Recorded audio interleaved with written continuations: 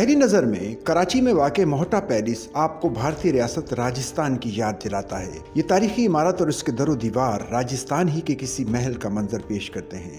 موہٹا palace کو پہلی بار دیکھیں تو یوں لگتا ہے کہ آپ واقعی راجستھان کے کسی محل میں کھڑے ہیں۔ ابھی کوئی دروازہ کھلے گا اور کوئی راجہ مہاراجہ اپنے مصاحبوں کے ساتھ لیے محل کے باغ میں ٹہلنے لگے گا۔ پوری عمارت جے پور فن تعمیر کے زیر اثر ڈیزائن کی گئی ہے، جس میں مغل طرز تعمیر کی جھلک بھی نظر آتی ہے۔ محل کی تعمیر میں استعمال ہونے والا گلابی پتھر جودھ پور جبکہ پیلا پتھر گزری کے علاقے سے لایا گیا تھا۔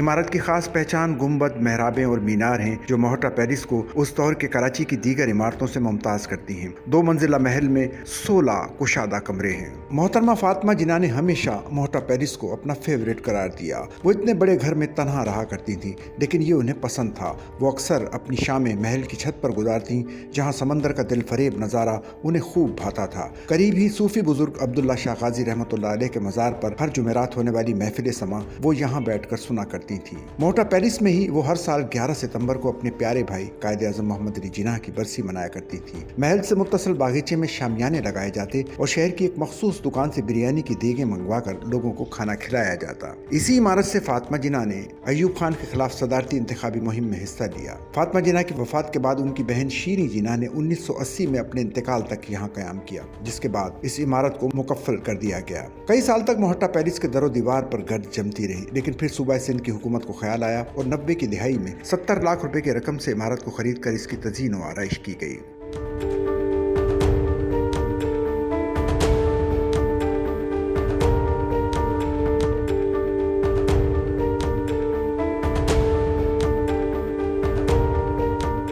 موہٹا پیلس کو ثقافتی ورثہ قرار دے کر اسے عجائب گھر میں تبدیل کر دیا گیا، جہاں سارا سال فنون لطیفہ سے متعلق نمائشوں کا انعقاد کیا جاتا ہے۔ اس طرح یہ تاریخی عمارت اب کراچی کی ثقافتی سرگرمیوں کا مرکز بن چکی ہے۔ موہٹا پیلس کی دیکھ بھال ایک خود مختار بورڈ آف ٹرسٹیز کرتا ہے، جس میں شہر کی سرکردہ سماجی شخصیات شامل ہیں۔ موہٹا پیلس آنے والوں کے لیے جو چیز خوشگوار حیرت کا باعث بنتی ہے، وہ یہاں رکھے گئے دھات اور پتھر کے مجسمے ہیں، جو کسی زمانے میں شہر کے معروف عوامی مقامات پر نصب تھے، لیکن پھر قوم کے جذبہ ایمانی نے جوش مارا۔ ان بتوں کو سڑکوں چوراہوں سے اٹھا کر گوداموں اور سرکاری دفاتر میں پھینک دیا گیا۔ موہٹا پیلس والوں نے جگہ جگہ جا کر یہ مجسمے اکٹھے کیے اور مرمت کر کے اپنے احاطے میں نمائش پر رکھ دیے۔ ان میں سب سے مشہور کراچی کی فریر میں نصب ملکہ وکٹوریہ کا مجسمہ ہے، جو 1960 کے عشرے کے دوران شہر میں ہونے والے فسادات کے بعد وہاں سے ہٹا دیا گیا تھا۔ آج اس محل کے دروازے عام عوام کے لیے کھلے ہیں، جو ان در و دیوار کو دل بھر کر دیکھ سکتے ہیں، جہاں کبھی شیو رتن اور ان کی بیوی رہا کرتے تھے۔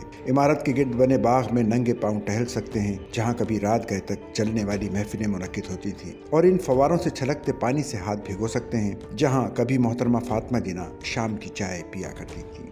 سچل نیوز نیٹ ورک کی ویڈیوز میں خوش آمدید۔ ناظرین، ویڈیو سے متعلق اپنی قیمتی رائے کا اظہار کمنٹ باکس میں ضرور کریں اور چینل کو سبسکرائب کریں۔